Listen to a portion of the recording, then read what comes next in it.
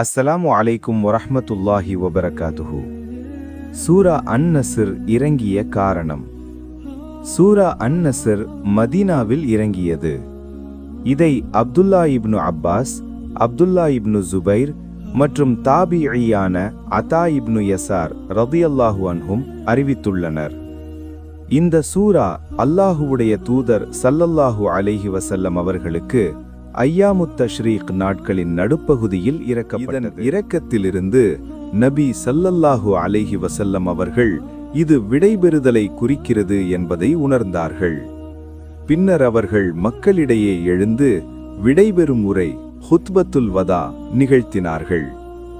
இந்த சூரா இறங்கிய காரணம் என்னவென்றால், அல்லாஹ் வெற்றியின் அடையாளமாக, அதாவது மக்கள் கூட்டம் கூட்டமாக இஸ்லாத்தில் நுழைவதை நபி ஸல்லல்லாஹு அலைஹி வஸல்லம் அவர்கள் கண்டபோது அவருக்கு தஸ்பீஹ், அல்லாஹுவை புகழ்தல் மற்றும் இஸ்திக்ஃபார், மன்னிப்பு கோருதல் செய்யுமாறு கட்டளையிட்டான்.